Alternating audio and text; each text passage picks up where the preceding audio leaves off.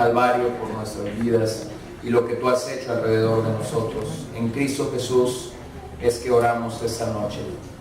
Amén. Si usted está conectado todavía a la red del hotel, pido que se desconecte ahora para dar posibilidad que Tony tenga la red con mayor potencia. Entonces, si aún está conectado, desconéctese por favor. Y aprovecho nuevamente para agradecer a todas las personas que nos han servido, la gente que ha estado en la cocina y que en algún momento del evento han tenido que ceder unas horas para servirnos, para alimentarnos, para preparar los alimentos, los que han tenido que estar saliendo a hacer algunas compras, los que han estado lavando loza, los que han estado organizando cosas aquí en el lugar donde nos reunimos, acomodando las sillas, acomodando las mesas, muchos sin que nadie se los pida, y eso es muy bueno. Eso es bueno, que usted y yo tengamos un aliento y un ánimo a servir, aunque no se nos demande o no se nos pida que cuando vemos una necesidad por ser llevada a cabo lo podamos hacer. Entonces quiero agradecer eso y tomar este tiempo para hacerlo. Y pues gracias a Dios y gracias por el tiempo que hemos tenido en la presencia de Dios.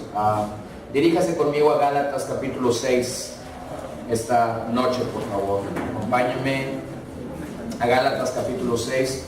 Hemos tratado a lo largo de estos 2 capítulos, como bien en la primera sesión dibujé el mapa o puse el panorama para usted claro hacia dónde nos dirigíamos. Capítulo 3 y 4 de los Gálatas habla acerca de nuestra salvación en el Señor, de esta obra maravillosa, de cómo hemos sido redimidos, rescatados del pecado. Capítulos 5 y 6 de la epístola a los Gálatas habla de nuestra santificación, del proceso en el que una vez que hemos sido justificados por Dios, nosotros nos encontramos. La pregunta que quiero hacer ante este pasaje en esta hora es: ¿de qué me gloriaré? ¿De qué me gloriaré? ¿De qué nos podemos gloriar como hombres y mujeres que hemos sido redimidos por el Señor? Quiero recordarle en esta sesión que nuestra meta sigue siendo la misma. La meta de todo creyente genuino es ser como Cristo. Cuando la Biblia nos habla de que estamos siendo transformados, es gracias a que somos expuestos al Evangelio de Cristo en las Escrituras, y su Espíritu Santo está obrando de una manera clara hacia nuestro favor. Cada vez que la Escritura habla de esta transformación, de esta madurez, de este perfeccionamiento que hay en la vida de un creyente, los verbos que se utilizan jamás están en pasivo, sino que están en una forma continua. Continuamente tú y yo necesitamos madurar. Continuamente tú y yo necesitamos dejar de ser hijitos, bebés espirituales, niños espirituales. Tenemos que avanzar hacia la madurez que la propia palabra de Dios nos llama. Si usted ha leído el Evangelio de Juan, sucede algo interesante al final del Evangelio de Juan, ¿no? Usted viene leyendo el Evangelio, llega al capítulo 20, y el capítulo 20 al final nos dice: todas estas cosas os han sido escritas para que el que las lea pueda creer. ¿Se ha dado cuenta ahí en Juan 20, finalmente, o en los últimos versos? E inmediatamente después de que esto sucede, se nos presenta una historia en Juan capítulo 21. Una historia que cuando leemos esto como que no entona con la tonalidad de Juan. El Evangelio de Juan mayormente es un evangelio que está tratando de mostrar que Jesús es el Hijo de Dios, que Él es divino. Y entonces termina diciendo: quien lee este evangelio tiene la capacidad de creer lo que aquí se dijo. Y esa fuera una muy buena conclusión para Juan, y para brincar a Hechos capítulo 1 y comenzar a ver lo que la iglesia que este maravilloso Señor salvó y rescató está haciendo ahora a través de las misiones mundiales. Pero aquí está Juan 21, y algunos que son eruditos y algunos que estudian profundamente las Escrituras señalan o dicen que probablemente Juan no escribió el capítulo 21. La razón es que pareciera ser que lo que encontramos en Juan capítulo 20 es la conclusión o la mejor conclusión que hay para el Evangelio de Juan. Es decir, quien lee este Evangelio tiene la capacidad de poder, gracias, de poder creer lo que este Evangelio dice. ¿Qué hay en Juan 21? ¿Se acuerdan qué hay en Juan 21? ¿Qué historia tenemos ahí en Juan 21? Jesús se aparece a los discípulos, sí, específicamente hay una historia en ese capítulo entre Jesús y un hombre llamado Pedro. ¿Qué había hecho Pedro antes de que Jesús muriera? Lo había negado. Y ahora está en esta historia al final del Evangelio de Juan para mostrarnos una inmensa gracia de parte de Dios. La razón por la que el capítulo 21 está allí al final del Evangelio de Juan y antes del libro de los Hechos es porque el capítulo 21 nos habla de cómo la gloria de Dios fue depositada en vasos de barro. Y esto es algo que tú y yo tenemos que entender cuando pensamos en la santificación. ¿Merecíamos ser justificados? Lo voy a volver a preguntar. ¿Merecíamos ser justificados? No. Okay. ¿Merecemos ser santificados? No. Lo voy a volver a preguntar. ¿Merecemos ser santificados? No. Sin embargo, estas dos dádivas de Dios para nosotros es su amor y su gracia expresada para nosotros de una manera maravillosa. Así que la razón de ese capítulo 21 es mostrarnos cómo ahora Jesucristo está depositando su gloria en vasos de barro. Así es como hoy en día este tesoro, este depósito del Evangelio descansa en vasos de barro, a pesar de nuestras debilidades, a pesar de nuestros fracasos, a pesar de nuestras fragilidades, a pesar de nuestra pereza, a pesar de nuestra incredulidad y en tantas veces a pesar de nuestro orgullo. La santificación está íntimamente ligada con nuestra búsqueda de Cristo y su gloria de forma personal. Y para ello, nuevamente lo digo, Dios nos ha dado, nos ha provisto 3 herramientas o 3 elementos necesarios. ¿Las recuerdan? Su palabra, su Espíritu Santo, su iglesia. Va de nuevo, su palabra, su Espíritu Santo, su iglesia. ¿Cómo somos santificados? A través de la obra de su Espíritu Santo. Mayormente cuando vamos a la palabra y allí en la palabra el Espíritu Santo comienza a confrontarnos, a veces negativamente, a veces positivamente, su iglesia. Su iglesia es este grupo de gente redimida, de gente regenerada, de gente que está siendo santificada, que está en el proceso de crecimiento espiritual y que no solamente es la encargada de proclamar el Evangelio a otros que no tienen el Evangelio, sino también, como Aarón nos compartió esta mañana, es la encargada de restaurar a aquellos que en algún momento han fracasado en la vida espiritual. Ahora, veamos los últimos versos a los que Pablo dirige a su audiencia original en Galacia. Verso 11 al 8 del capítulo 6. Mirad con cuán grandes letras os escribo de mi propia mano. Todos los que quieran agradar en la carne, estos os obligan a que os circuncidéis, solamente para no padecer persecución a causa de la cruz de Cristo. Porque ni aun los mismos que se circuncidan guardan la ley, pero quieren que vosotros os circuncidéis para gloriarse en vuestra carne. Pero lejos esté de mí gloriarme, sino en la cruz de nuestro Señor Jesucristo, porque en el mundo me es crucificado a mí y yo al mundo. Porque en Cristo Jesús ni la circuncisión vale nada, ni la incircuncisión, sino una nueva creación. y a todos los que anden conforme a esta regla, paz y misericordia sea a ellos y al Israel de Dios. De aquí en adelante nadie me cause molestias, porque yo traigo en mi cuerpo las marcas del Señor Jesús. Hermanos, la gracia de nuestro Señor Jesucristo sea con vuestro espíritu. Amén. De nuevo Pablo destaca en estos últimos versos, escrito a los Gálatas, la idea que ha venido desarrollando en toda la carta. Habían sido presas de un sistema de falsa enseñanza, y muchos de esos hermanos ya habían cedido, y algunos estaban por ceder al engaño. En el tenor de la carta vemos cómo Pablo los encomienda a la gracia divina una y otra vez, y aquí al final no es la excepción.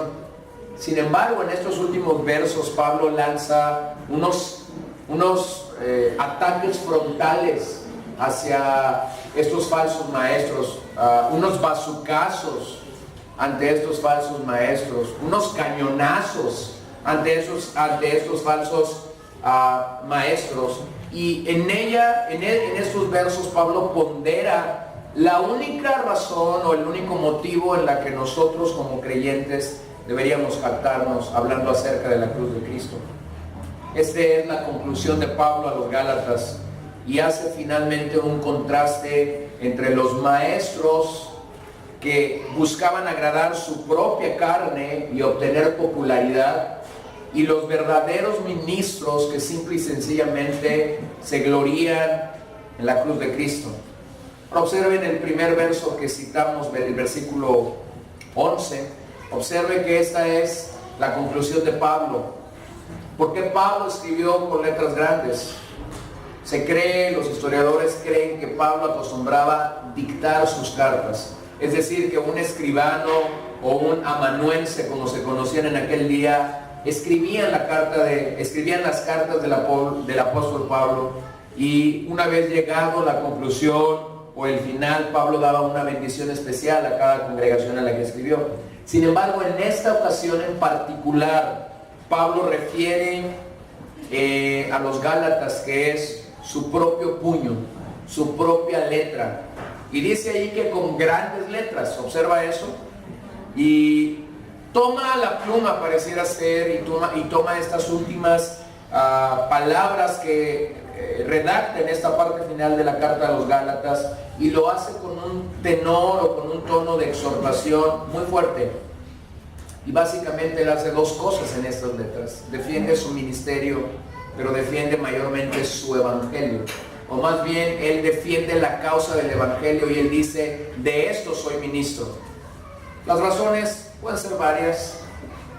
Creo que dos son las más claras a la luz de lo que hemos considerado. La primera es que Pablo buscaba resaltar con valentía estos puntos, esta diferencia que hay entre ser un ministro que busca agradar a los hombres y obtener popularidad, o ser un ministro que busca simple y sencillamente gloriarse de la cruz. La otra posible razón por la que escribió con letras grandes, lo dije el primer día, se cree que en esta región de Galacia Pablo adquirió esta enfermedad de malaria, la cual tenía un vínculo directo hacia la visión de las personas. Algunos llegaban a perder la vista, otros simple y sencillamente veían borroso, tenían algún tipo de afectación en el nervio óptico o en la visión. Posiblemente la razón por la que Pablo está escribiendo con letras grandes sea esta. Hay quienes apuestan o dicen: este era el aguijón en la carne de Pablo, esta era la enfermedad o el aguijón que Pablo refiere a los hermanos en Corinto, estaba perdiendo la vista. Bueno, no podemos asegurar eso, pero de lo que sí podemos estar seguros es que algo les quería comunicar a los Gálatas cuando él dice: les estoy escribiendo con letras grandes. ¿Han visto alguna vez un escrito, una carta o un documento que simple y sencillamente nos llega a casa? Viene con lo que conocemos cuando te sientes en una computadora, editar un documento, este botoncito que lo conocemos como negritas, ¿no? Que puedes tener la letra en cierta dimensión y en cierto grosor, pero cuando quieres resaltar o destacar algo, usas negritas. Y si quieres que eso sea todavía más resaltado o más destacado, y si estás editando tu texto en número 14, pues simple y sencillamente lo subes a número 16 o 18 para decir: en este documento esta parte es sumamente importante. Pablo está llegando al final de esta epístola y está diciendo: quiero que entiendan algo.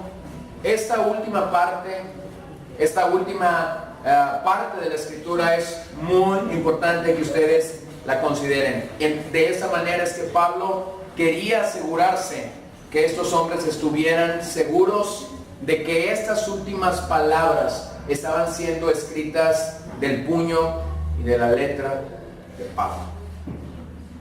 No sé si tú logras o llegas a conocer la letra de otra persona, pero cuando has visto a alguien escribir y sabes cómo escribe, si escribe derecho, si escribe chueco, si a pesar de los renglones parece que va en un sub y baja, y tú puedes llegar a una carta y decir: fulano de tal escribe. O incluso alguien te puede estar leyendo la carta de otra persona y tú dices: eso suena a... ¿Cierto? Bueno, aquí está Pablo y está diciendo: quiero que estén seguros de esto. Esto último es de mi puño y es de mi letra. De mi letra. ¿Qué es lo que les dijo? Básicamente les dijo dos cosas. En esta lucha entre la gracia y el libertinaje, en esta lucha que como cristianos están enfrentando para ser santificados, se van a topar, nos vamos a topar con ministros que buscan simplemente agradar la carne y buscan la popularidad.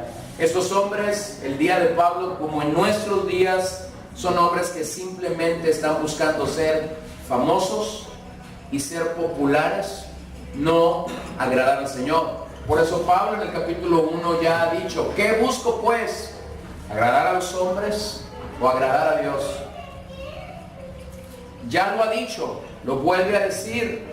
Esos hombres ponían su énfasis principal en la circuncisión, creyendo que era necesaria para la salvación.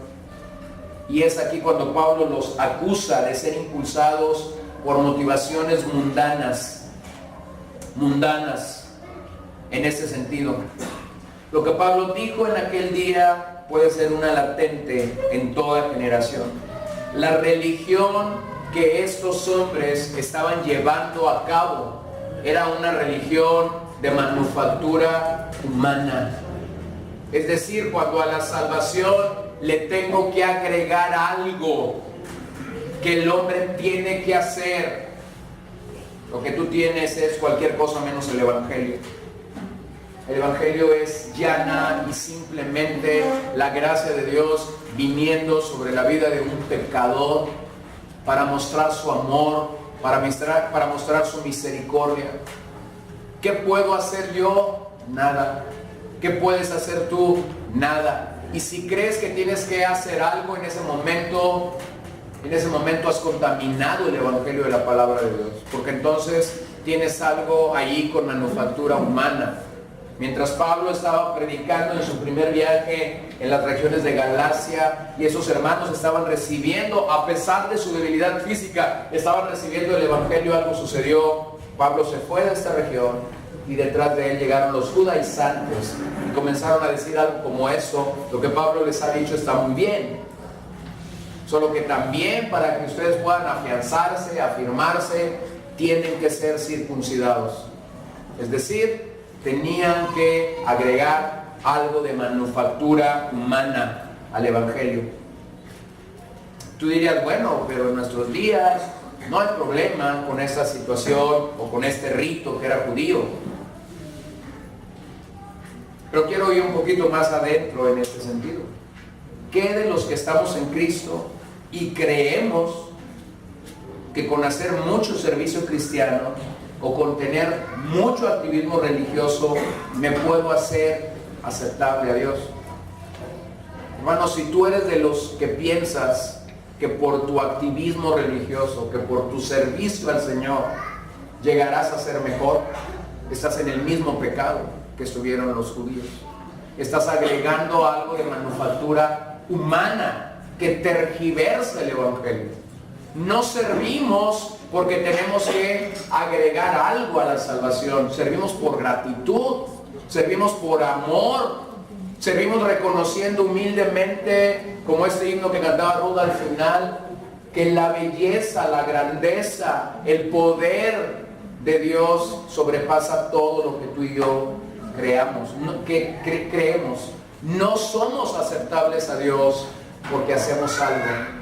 Somos aceptables a Dios por el solo y único sacrificio de Jesús en el Calvario. Es así como Pablo dice tres cosas de estos hombres, tres cosas que distinguen a estos hombres y que este será un peligro latente en cada generación y que pueden distinguir a gente aún dentro de la iglesia. Lo primero que él distingue de estos hombres, tienen orgullo religioso. Vean el verso 12, todos los que quieren agradar en la carne, estos os obligan a que os circuncidéis. Una cosa es que tú invites a alguien a participar de algo en el Señor. Una cosa es que tú invites a alguien, desafíes a alguien a creer en el Señor, a ser salvo, a ser bautizado, a participar en el servicio del Señor. Y otra cosa es que lo obligues. Cuando se trata de la decisión que una persona tiene que tener en algún aspecto de lo espiritual, es peligroso obligar a la gente, es peligroso manipular a la gente, es peligroso tratar de persuadir o de convencer a la gente para que haga algo delante del Señor que no ha brotado de su propio corazón, que no ha surgido de su propio corazón. El resultado que tú tendrás días, semanas o meses después es a alguien amargado y contaminado por algo que debería ser maravilloso, servir al Señor. Sin embargo, esta gente obligaba a estos hermanos en Galacia a ser circuncidados. El énfasis de Pablo es que buscaban agradar a la carne. Es decir, pareciera ser que estos maestros traían un cuchillo muy filoso. Y mientras más gente lograba circuncidar, ellos sentían que el ministerio iba de menos a más. ¿Y para qué? Pues simple y sencillamente para crecer en su ego. Llegué a Galacia, prediqué el Evangelio de Jerusalén y ahora tengo a 30 circuncidados gracias a que yo fui. ¿Y qué es esto? Detrás de todo esto lo único que hay es orgullo, ego, vanagloria, soberbia y todos los sinónimos que usted quiera usar para ello. Con mucha frecuencia un ministro, un hijo de Dios, alguien que está sirviendo al Señor, se verá tentado a bajar el tono del mensaje de la cruz solo para elevar su audiencia. Y esto simplemente es porque quiere elevar el aplauso de la gente, construir su propia imagen, apuntar a sus dones y capacidades, incrementar su ego, acentuar su carisma, buscar y asegurar una posición entre la gente y atraer a las personas hacia él mismo. A este tipo de hombres solo les importa las apariencias, no la obra interna, no la obra interna del Espíritu Santo en sus vidas. Ahora, permítame decir algo, y no es lo mismo que tenemos en la iglesia cuando alguien dice, este año gané a 20, y no es lo mismo que tenemos en la iglesia cuando un pastor dice, bajo mi ministerio hay 3,000 almas alcanzadas para Cristo, 5,000 bautizados en agua, 10,000 bautizados en el Espíritu Santo. ¿No es lo mismo? El problema con el ego y la vida espiritual es que detrás de una piedad aparente se puede estar escondiendo un tremendo orgulloso. Y aún yo puedo aparentar ser algo piadoso y lo que me está deteniendo detrás es el orgullo. Es el orgullo. Miren lo que Jesús dijo en el Sermón del Monte, en Mateo 6:1. Guardaos de hacer vuestra justicia delante de los hombres, para ser vistos de ellos. De otra manera no tendráis recompensa de vuestro Padre que está en los cielos. Este es un capítulo dentro del Sermón del Monte donde Jesús señala varias áreas de hipocresía que los fariseos tuvieron en aquel día. El orar, el ayunar, la forma como ellos daban al templo. Todas estas cosas solo para revelar algo de parte de Jesús, la hipocresía con la que ellos caminaron. Entonces, ninguna religión que promueve la confianza en sí mismo, ninguna religión que promueve la confianza en sí mismo y promueve el envanecimiento religioso tiene alguna parte con Cristo. Toda actividad que es motivada por mi carne y orientada hacia la carne es una verdadera ofensa delante de Dios. O lo voy a decir de otras maneras, es algo que apesta delante de Dios. Lo que estos hombres simple y sencillamente estaban queriendo lograr era circuncidar a más hombres. ¿Para qué? Para que su orgullo creciera. Para poder llegar a Jerusalén y decir, lo logramos, lo hicimos. Logramos que más gente, ahí donde anda este hombre Pablo, fuese circuncidado. La segunda razón que Pablo da está en ese mismo verso, solamente para no padecer persecución a causa de la cruz de Cristo. Primero dije que esos hombres eran orgullosos. Segundo, esos hombres son cobardes. Por eso es que nunca dirán de detrás de su púlpito algo que a la gente la pueda afectar o la pueda dañar. Son cobardes. Saben la verdad porque han leído la Biblia, pero no se atreven a decir la verdad detrás del púlpito. Son cobardes. No están dispuestos a padecer persecución a causa de la cruz de Cristo. Aunque ellos defendían el legalismo para proteger sus vidas y su bienestar material. Ahora permítanme decir algo, si Jesús prometió algo a sus discípulos, fue precisamente esto: seréis perseguidos.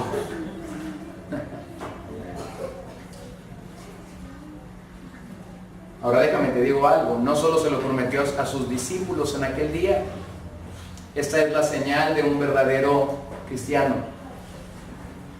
¿Quieres saber si verdaderamente eres cristiano? Serás perseguido. Y si no estás siendo perseguido, y si nunca has sido perseguido,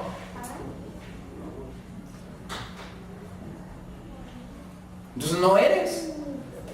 Porque un discípulo de Jesús es perseguido, unos de una manera y otros de otra manera, unos en un tenor y otros en otro tenor, unos de una forma, pues seremos perseguidos por causa de Cristo. Ellos no estuvieron dispuestos a padecer por causa de Cristo, aunque usaban su nombre, aunque usaban su palabra, aunque usaban la ley, decían que estaban identificados con Él, pero esto era algo falso. Hermanos, el reino de Dios no es para cobardes, porque en algún momento de nuestras vidas, de nuestro peregrinaje en el Señor, de nuestro andar en el Señor, seremos desafiados a sufrir por Cristo. Lo vuelvo a decir, a sufrir por Cristo. Algunos en nuestro propio cuerpo, otros en bienes materiales, otros en la cercanía de gente a tu alrededor. Sufriremos por Cristo. Sufriremos por Cristo. La cruz ha distinguido desde el principio el cristianismo. A veces cuando pensamos qué distingue al cristianismo, inmediatamente sacamos el ictus, ¿no? El pescadito. No, antes de que el pescadito existiera, existió la cruz. La cruz distinguió al cristianismo porque era este emblema de muerte. El pescadito vino a ser la forma secreta en la que los creyentes de la iglesia del libro de los Hechos podían saber que eran creyentes. Pero antes del ictus estuvo la cruz. Y la cruz es un emblema de muerte. La cruz es un emblema de asesinato. Y esa fue la manera en la que Dios eligió que su Hijo amado muriera. Algunos han llamado a la carta de los Gálatas la carta de la crucifixión, porque hay 7 ocasiones en la que Pablo utiliza la cruz dentro de esta carta. Utiliza la idea de la cruz. Y cada vez que utiliza la idea de la cruz, utiliza esta idea, tenemos que identificarnos con la cruz. El cristiano está identificado con Cristo, sí, pero el cristiano está identificado también con lo que sucedió allí en el Calvario. Estas menciones de la cruz en la epístola de los Gálatas siempre apuntan hacia la gracia divina de parte de Dios para nosotros. Siempre tienen una aplicación directa en cómo esa obra de Cristo es impartida a nosotros para nuestro beneficio, para nuestro provecho, para nuestra bendición espiritual. Entonces Pablo dice aquí, estos falsos maestros que están buscando simplemente popularidad y que están buscando simplemente ser conocidos, son orgullosos, no quieren padecer persecución, no son cobardes. Tercero, son hipócritas. Vean lo que dice el verso 13, porque ni aun los mismos que se circuncidan guardan la ley, pero quieren que vosotros os circuncidáis para gloriarse en vuestra carne. Es decir, ellos querían que otros guardaran la ley, pero ellos mismos desobedecían la ley. Esto es hipocresía. La religión de tales era solamente una religión de apariencia. Y Jesús mismo recriminó a los fariseos una y otra vez por su hipocresía.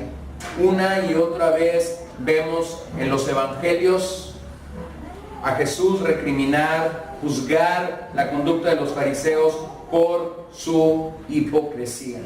En este sentido quiero decir que el activismo religioso tiene como consecuencias la apariencia, vernos bien.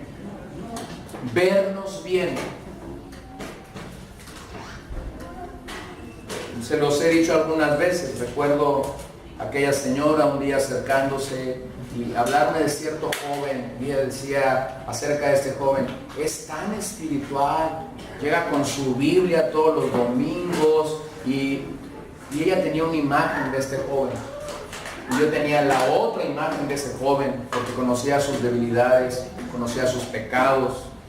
Y me quedó muy claro en esta circunstancia o en esta situación que las apariencias nos pueden engañar muchas veces. Decimos fulano de tal es muy santo por esto, fulano de tal es muy santo por esto otro, fulano de tal es muy devoto por esto, fulano de tal, sultano. La realidad, hermanos, es que solo el Señor conoce tu corazón. Nuestras valoraciones de las personas son tan por encimita, son tan superfluas. Sin embargo, el Señor examina nuestro corazón una y otra vez.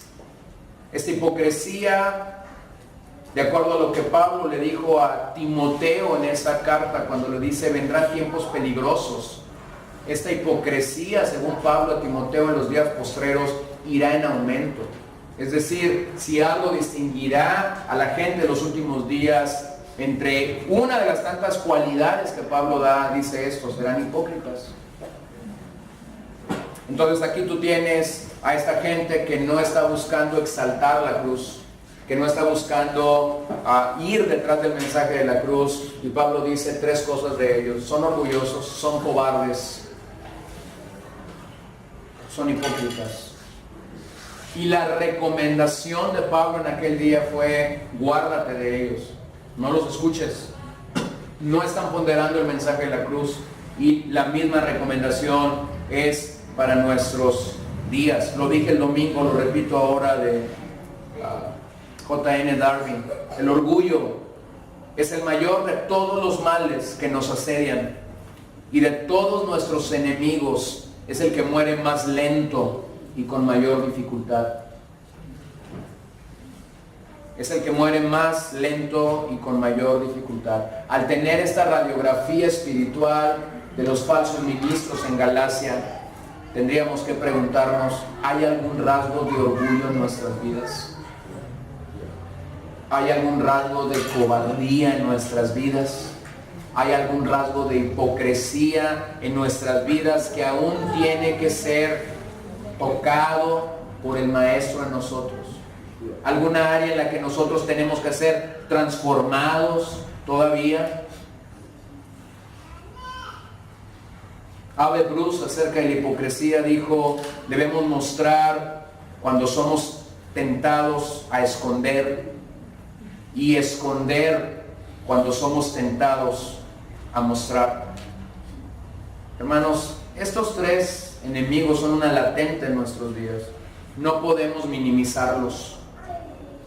No podemos minimizarlos. Vendrán en contra de nuestra santificación progresiva.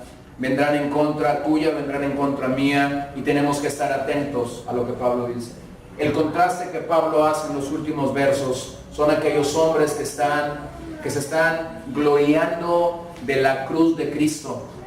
El mensaje de estos heraldos no es un mensaje de manufactura humana, es un mensaje que levanta, que exalta, que glorifica, que pondera, que pone por encima de todo los logros divinos, reconociendo que no éramos nada y que todo lo que hemos alcanzado es solamente por la gracia y misericordia de Dios. Ese es el mensaje al que Pablo se refirió cuando escribe a los Corintios y lo llamó: es una locura, mas para los que hemos creído es poder de Dios para la salvación. Ese es el único mensaje que verdaderamente te acerca a Dios. El mensaje o la religión del orgullo, de la cobardía, de la hipocresía, te alejará de Dios. El mensaje de la cruz te acercará a Dios. En el verso 14 Pablo dice: pero lejos esté de mí gloriarme, sino en la cruz de nuestro Señor Jesucristo. La expresión lejos esté de mí es una expresión, en griego es una expresión negativa, que transmite la idea de algo que es casi imposible de llevar a cabo. Pablo está diciendo: esto es algo imposible que suceda. La expresión gloriarme significa regocijarse de algo bueno, con motivaciones puras. Algunas traducciones usan la expresión jactarse. Sin embargo, en nuestro español la jactancia está asociada con algo malo.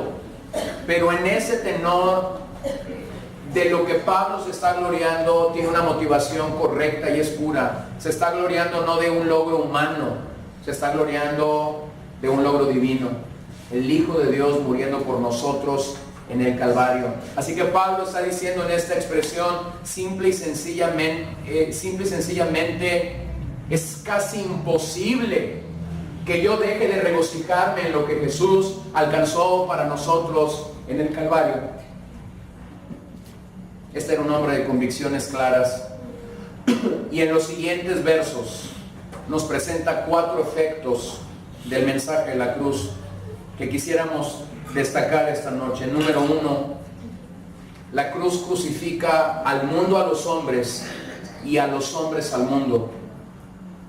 Lo dice simple y sencillamente: porque en el mundo me es crucificado a mí y yo al mundo.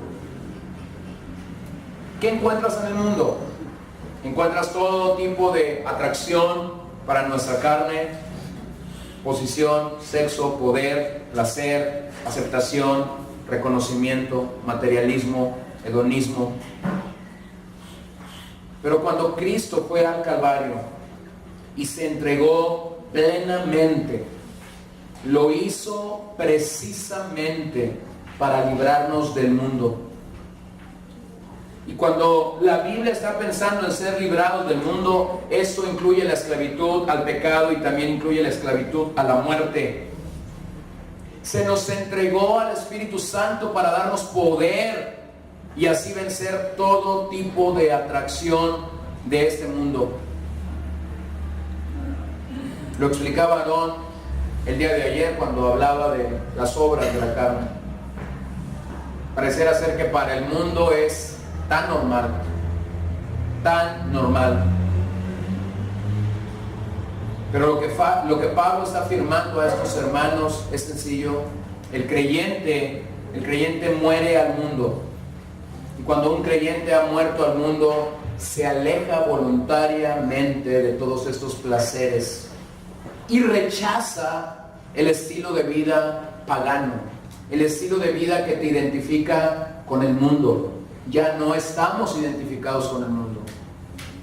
Me encanta cuando Pablo escribe a los Corintios y está hablando acerca de todos estos pecados: fornicación, adulterio, envidia, y está describiendo estos pecados, y él habla en tiempo pasado y dice: ahí estábamos tú y yo antes.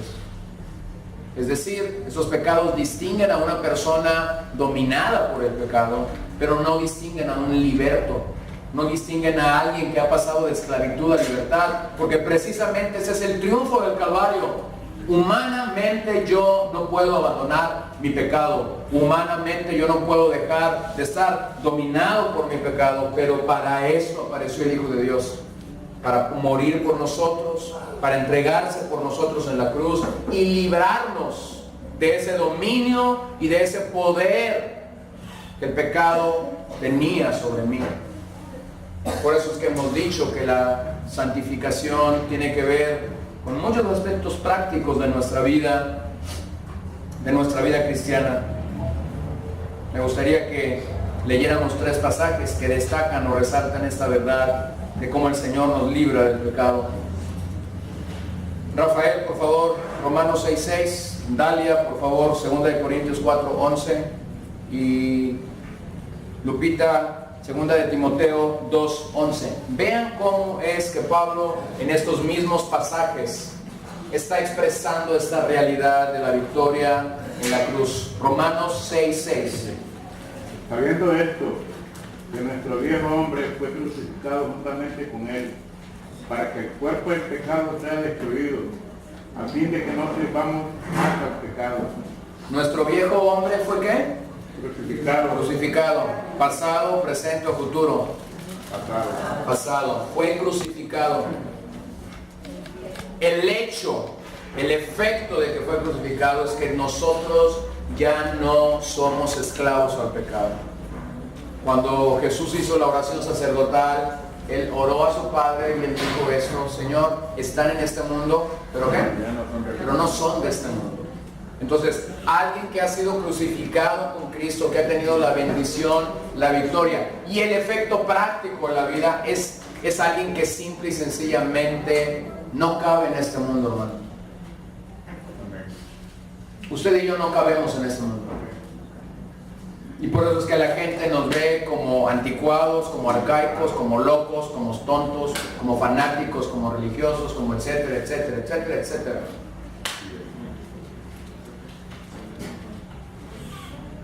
Por eso es que cuando estamos comiendo, nos ha tocado 2 o 3 veces en los últimos días estar comiendo en lugares públicos y que alguien de la mesa tenga que llamar a un mesero y decir: ¿puedes apagar ese televisor? ¿Puedes cambiarle ese televisor? ¿Puedes quitar la basura que hay en ese televisor? Y a alguien en estos días le dijeron: ponemos caricaturas para los niños, mejor apágala. ¿En qué te edifica? Si no te edifica en nada, pues entonces no lo usamos. No tenemos que simular, parecernos. Estamos muertos al pecado. 2 Corintios 4:11. Porque nosotros que vivimos siempre estamos entregados a muerte por causa de Jesús, para que también la vida de Jesús se manifieste en nuestra carne mortal. Qué maravillosa escritura. Estamos entregados a muerte. ¿Para qué? Para que la vida de Jesús se manifieste en nosotros. Alguien que está vivo al pecado, simple y sencillamente no puede, la vida de Jesús no puede manifestarse en él. 2 Timoteo 2:11. Palabra fiel es esta: si somos muertos con él, también viviremos con él. Eso es una palabra fiel. Si somos muertos con él, también con él viviremos. Entonces, el primer efecto que Pablo dice en este pasaje es que la cruz crucifica al mundo a los hombres y a los hombres al mundo. Número 2, el segundo efecto que encontramos aquí en el mensaje de la cruz es que la cruz crea un hombre nuevo. Miren el verso 15: porque en Cristo Jesús ni la circuncisión vale nada, ni la incircuncisión, sino una nueva creación. En el pleito que hay entre si ser o no ser, lo que Pablo está diciendo es: no se preocupen por eso. Lo que necesitamos entender es que el efecto del Calvario es una nueva creación. Somos nuevas criaturas. Lo leíamos ayer, antier. El que está en Cristo es una nueva criatura. Las cosas viejas pasaron y aquí todas son hechas nuevas. Ahora detente ahí. No hay ninguna religión, absolutamente ninguna religión que te pueda hacer acepto delante de Dios. Ninguna. Y cuando digo ninguna, ni el cristianismo, porque algunos tienen al cristianismo como una religión. Ni el cristianismo te puede hacer salvo. No hay una sola religión en este mundo que te pueda hacer salvo. El único que hace salvo es Cristo. El efecto de Cristo en el Calvario es, el sacrificio de Jesús en el Calvario es lo que nos lleva a estar en paz con Dios. Pablo afirma en esta ocasión, a través de estas palabras, circuncisión e incircuncisión, básicamente esto: ni la religión, ni la ley, nada de esto es provechoso, excepto Jesucristo. Excepto Jesucristo. Cuando una persona es sincera en su creencia, Dios le da un nuevo espíritu, un espíritu recreado, un espíritu regenerado. Dios lleva o efectúa en él este proceso de la salvación por gracia. El nuevo nacimiento se opera en esta persona por la gran misericordia y amor de Jesucristo solo. Miren Juan capítulo 3. Juan capítulo 3, verso 3 al 6. El día en el que Jesús tuvo este encuentro con Nicodemo. Nicodemo, un rabino, un maestro de la ley, ha venido de noche a Jesús. Lo ha buscado de noche. Y cuando lo ha encontrado, inicia una conversación, y la conversación rápidamente va hacia el nuevo nacimiento. ¿Lo tienes? Juan 3, verso 3 al 6. Respondió Jesús y le dijo: de cierto te digo, que el que no naciere de nuevo no puede ver el reino de Dios. Nicodemo le dijo: ¿cómo puede un hombre nacer siendo viejo? ¿Puede acaso entrar por segunda vez en el vientre de su madre y nacer? Respondió Jesús: de cierto te digo, que el que no naciere de agua y del Espíritu no puede entrar en el reino de Dios. Lo que es nacido de la carne, carne es, y lo que es nacido del Espíritu, Espíritu es. Hay mucho en estos versos, pero tenemos que destacar simple y sencillamente esto: lo que es nacido de la carne, carne es; lo que es nacido del Espíritu, Espíritu es. Tenemos que destacar o resaltar que la vida cristiana inicia con este milagro, el nuevo nacimiento. El nuevo nacimiento. Allí inicia la idea de que la cruz logra para nosotros una nueva creación. Número 3, la tercera victoria de la cruz que hay en este pasaje es que la cruz trae paz y misericordia. Y cuando hablamos de una cruz, perdónenme que sea enfático en esto, no estamos hablando de un objeto de madera. No estamos hablando de un crucifijo. No estamos hablando de eso. Estamos hablando de lo que sucedió en el Monte Calvario, en la cruz donde precisamente murió nuestro Salvador y Señor Jesucristo. Observa el verso 16. Y a todos los que andan conforme a esta regla, paz y misericordia sea a ellos y al Israel de Dios. ¿Cuál regla? La regla de la cruz. Está hablando del mensaje de la cruz. Está hablando de la dádiva de Dios a través de Jesucristo en el Calvario. ¿Quién tiene paz y misericordia en este pasaje? La persona que ha recibido y creído el mensaje de la cruz por gracia de Dios. Quien recibe este beneficio. Y como si fuera poco ese beneficio de haber nacido de nuevo de parte de Dios, Pablo dice: tendrás paz, tendrás misericordia. Y luego dice Pablo: y al Israel de Dios. Pablo identifica aquí no al al Israel del Antiguo Testamento, no a la nación de Israel. Pablo identifica aquí al Israel de Dios, a la iglesia. Y lo que Pablo hace a través de esta expresión Israel de Dios es simple y llanamente expresar: Dios cumplirá sus promesas, las promesas que Dios les ha dado a su iglesia, a su Israel. El cuarto efecto que la cruz tiene para nosotros está en el verso 17. De aquí en adelante nadie me causa molestias. Y observen esas palabras de Pablo sorprendentes, porque yo traigo en mi cuerpo las marcas del Señor Jesús.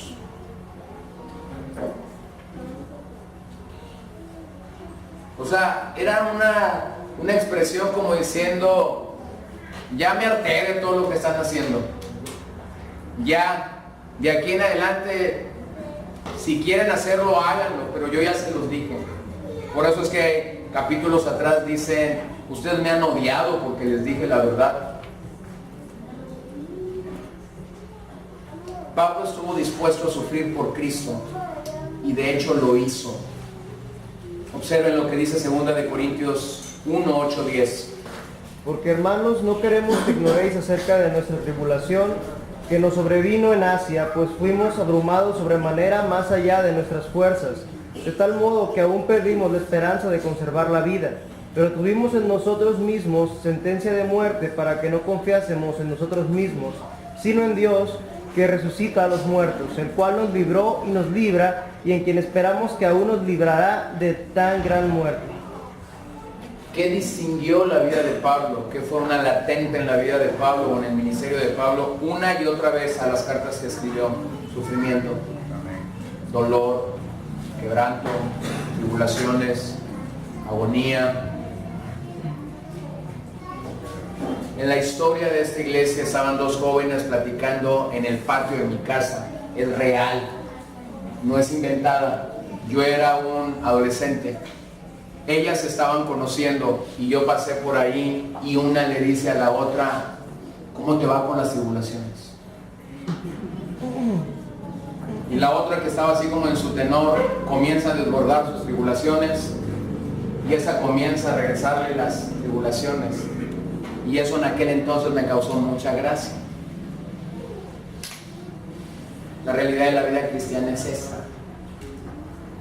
Si vas a seguir a Cristo, vas a tener tribulaciones, vas a tener aflicciones, vas a tener dolores, vas a tener quebrantos, se van a burlar de ti.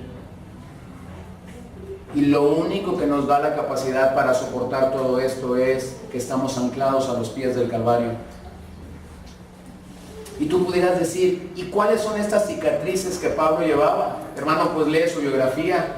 El hombre había sido apedreado, había sido azotado, había estado en cárceles, había sufrido naufragios, había estado enfermo en Galacia, estuvo varias veces encarcelado. Cuando está escribiendo a Timoteo en la segunda carta, casi antes de ser decapitado, le dice: por favor, cuando vengas, tráeme los libros. Estaba sufriendo porque no tenía que leer. Era el abuelo de Aarón Duarte. No tenía que leer, y entonces él estaba sufriendo porque no tenía que leer. Y también le dice: tráeme la capa. Tenía frío. ¿Cuáles son las marcas de un boxeador cuando pierde? Unos moretones, ¿no? Sale todo lacerado ahí, todo golpeado. ¿Cuáles son las marcas en ese momento de una persona que está siguiendo a Cristo? Posiblemente no sea todo esto que yo he dicho, ¿no? Porque ya algunos me están mirando feo, y algunos me están diciendo: a ver, ¿dónde están tus marcas? No te vemos así.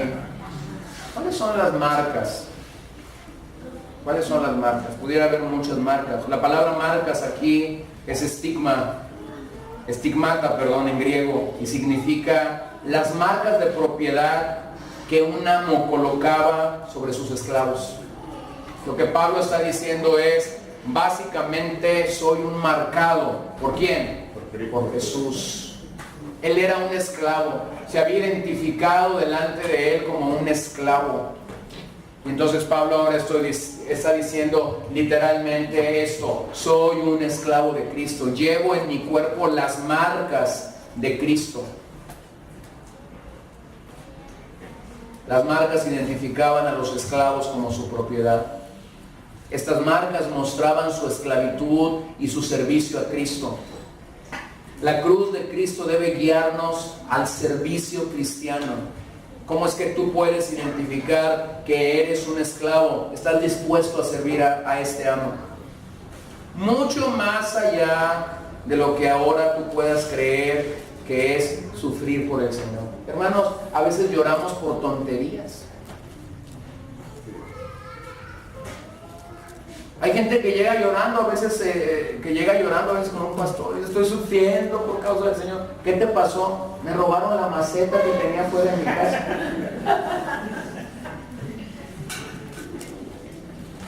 No, por Dios, yo saco 1,000 pesos y se los doy y le digo: deje de sufrir, ya se acabó, pare de sufrir. ¿El agua? No, por Dios, eso no es sufrir. Porque tampoco la Biblia te dice que un cristiano no está expuesto a que un ladrón le robe su maceta. ¿Sí? O llega otro y dice: estoy sufriendo por causa de que esto. ¿Qué te pasó? Me duele la cabeza. Ahí te va el tempra. Asunto resuelto.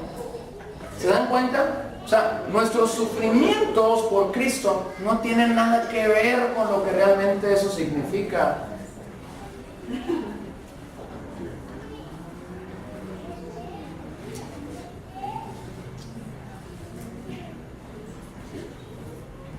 O como en una ocasión no muy lejana, estuvimos en un lugar y estuvimos ahí compartiendo el Señor y no había mucha comida, no era muy cómodo el lugar donde estábamos ministrando, y por alguna u otra razón pasé en un mismo día, como pasé de estar en blanco y negro a estar en color.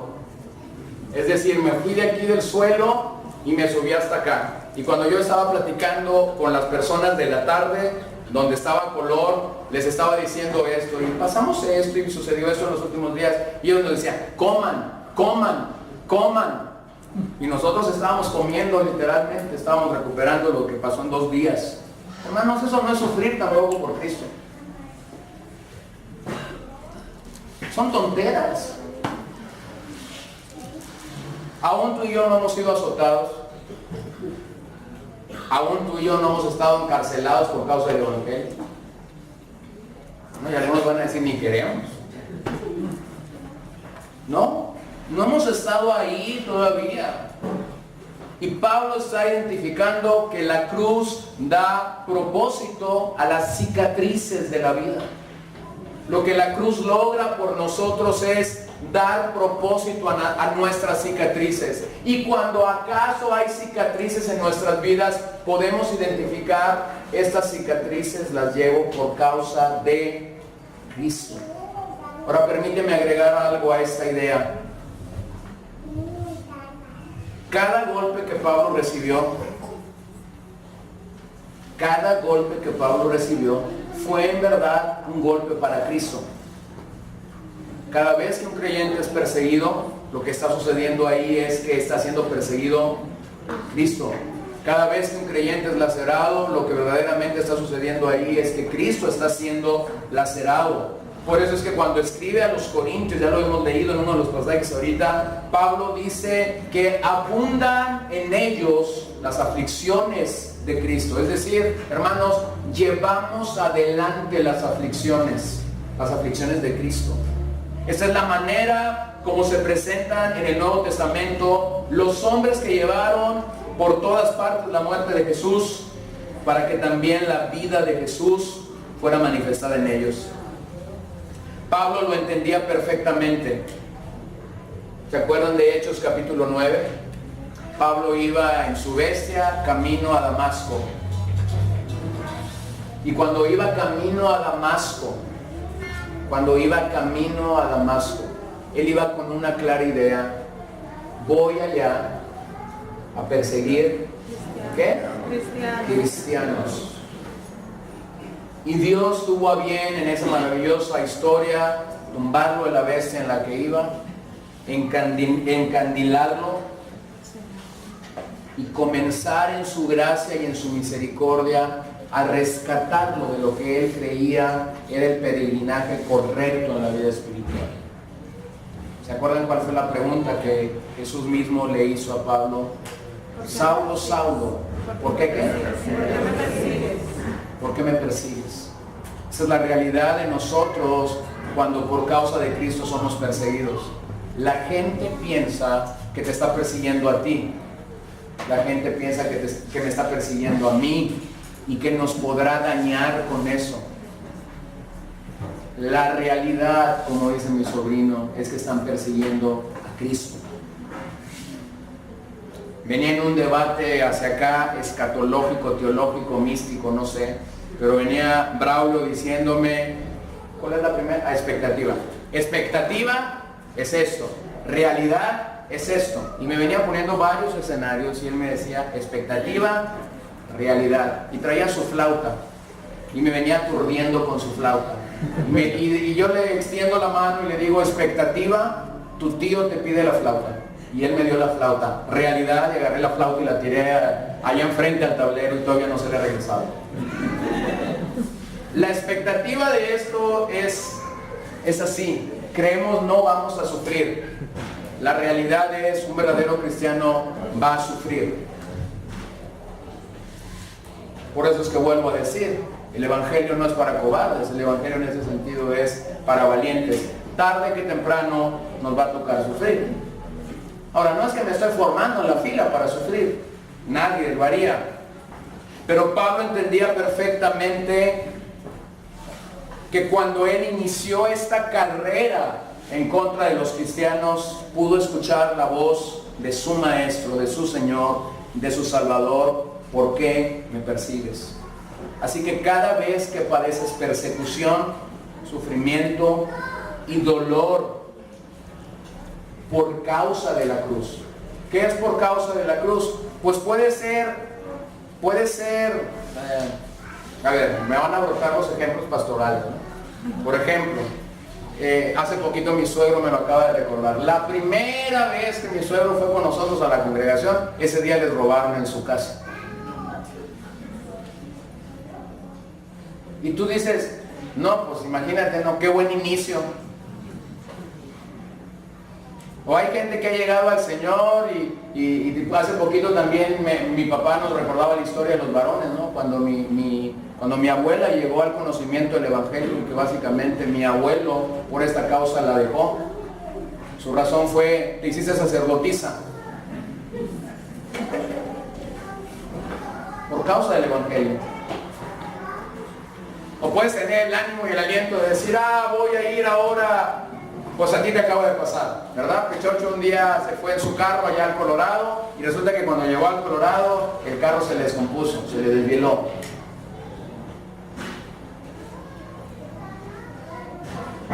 O otro que recibió al Señor y estaba tan agradecido en la noche y en la mañana cuando abre la ventana las 4 llantas de su carro estaban ponchadas. Y inmediatamente viene este razonamiento estúpido en nuestras vidas, disculpen la palabra, pero es cierto. Si lo que yo estoy haciendo es bueno, ¿por qué me tiene que pasar eso? Me tiene que pasar eso por una razón. Dios tiene que purificar nuestras motivaciones para seguirlo a Él. Si le pasó a Pablo, si le pasó a Jesús, si le pasó a Esteban, si le pasó a Jacobo, ¿quiénes somos tú y yo para que no nos pase? Ahora está sencillo.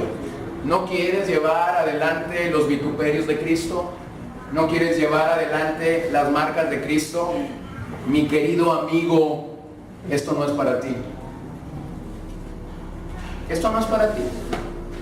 Cuando Hechos capítulo 1, verso 8 dice, me seréis testigos, lo expliqué hace poquito. La realidad de ese pasaje, o la palabra griega usada ahí es marturos. Me seréis mártires. El llamado de Jesús hacia sus discípulos cuando están siendo lanzados en el libro de los Hechos es este: me seréis mártires.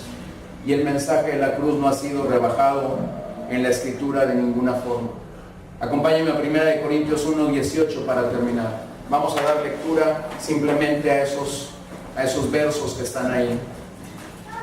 Habría mucho que decir, pero simplemente quiero exaltar el mensaje de la cruz en estos versículos de 1 Corintios 1:1. 1 Corintios 1:1. Perdón, 1:18. Perdón. 1 Corintios 1, verso 18. Porque la palabra de la cruz es locura a los que se pierden, pero a los que se salvan, esto es a nosotros, es poder de Dios.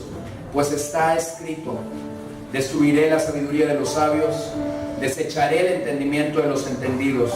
¿Dónde está el sabio? ¿Dónde está el escriba? ¿Dónde está el disputador de este siglo? ¿No ha enloquecido Dios la sabiduría del mundo? Pues ya que en la sabiduría de Dios el mundo no conoció a Dios mediante la sabiduría, agradó a Dios salvar a los creyentes por la locura de la predicación. La locura de la predicación. Porque los judíos piden señales y los griegos buscan sabiduría, pero nosotros predicamos a Cristo crucificado. Para los judíos ciertamente tropezadero, y para los gentiles locura. Mas para los llamados, así judíos como griegos, Cristo, poder de Dios y sabiduría de Dios. Porque lo insensato de Dios es más sabio que los hombres, y lo débil de Dios es más fuerte que los hombres. Pues mirad, hermanos, vuestra vocación, que no sois muchos sabios según la carne, ni muchos poderosos, ni muchos nobles, sino que lo necio del mundo escogió Dios para avergonzar a los sabios, y lo débil del mundo escogió Dios para avergonzar a lo fuerte, y lo vil del mundo y lo menospreciado escogió Dios, y lo que no es, para deshacer lo que es, a fin de que nadie se jacte en su presencia. Mas por Él estáis vosotros en Cristo Jesús, el cual nos ha sido hecho por Dios sabiduría, justificación, santificación y redención, para que, como está escrito, el que se gloría, gloríese en el Señor. ¿De qué tengo que gloriarme yo en mi carne? Absolutamente de nada. ¿De qué tengo que gloriarme yo de lo que soy ahora mismo? Absolutamente de nada. Nuestra gloria está en la obra de Jesús en el Calvario. Nuestra ancla, nuestro baluarte está edificado en las palabras de Jesús en el Calvario. Consumado es. Consumado es. Puestos de pie, por favor.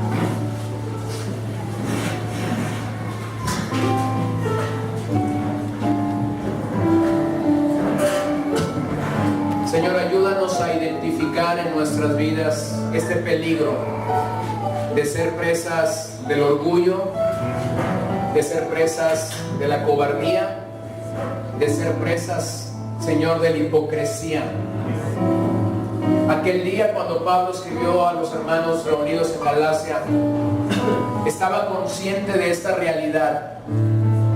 Los falsos maestros habían llegado entre ellos y no eran mensajeros de la cruz, eran mensajeros de una religión de manufactura humana, una religión que no tiene el poder de Dios para la salvación, una religión que no tiene ninguna efectividad para bendecir o para ministrar la vida de la gente.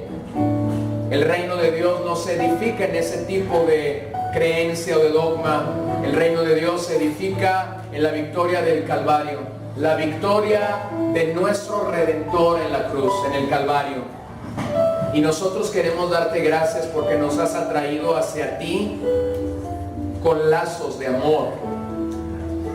Y nos has entregado un mensaje que es antagónico, un mensaje que es ciertamente poderoso para convertir pecadores, pero un mensaje que requiere estar dispuestos a sufrir, estar dispuestos a llevar los vituperios de Cristo adelante, a evangelio que nos demanda estar dispuesto a dar todo de nuestro tiempo, a dar todo de nuestras fuerzas, incluso a dar todo de nuestras pertenencias o de nuestro dinero, de nuestras posesiones.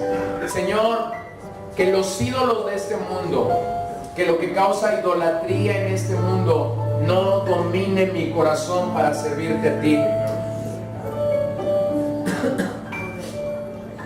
Señor, gesta en nosotros una generación de hombres y mujeres valientes que con denuedo levantan tu palabra. Una generación de hombres y mujeres que con denuedo están preparados, capacitados y listos para presentar defensa del mensaje de la cruz. Que en todo momento, en toda circunstancia y en todo lugar, nosotros levantemos la causa de Cristo.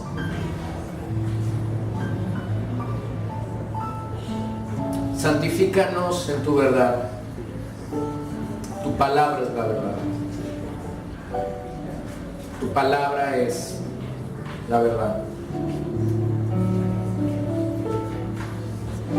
Y cuando estemos ahí atribulados, perseguidos, confundidos, lacerados en medio del dolor, de la enfermedad, de la crítica, que podamos mirar a nuestro Salvador y Redentor sufriendo por nosotros, llevando los vituperios del Calvario.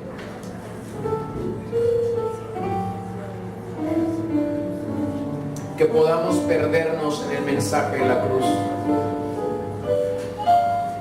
Y allí, cuando hemos sido perdidos, podamos ser encontrados por ti.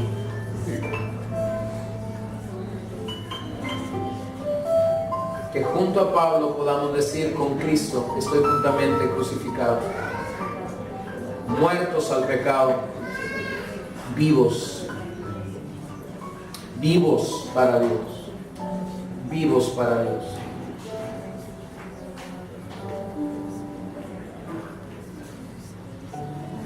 Cuando no éramos nada, Señor, tuviste a bien mostrarnos a Cristo. Mostrarnos a Cristo.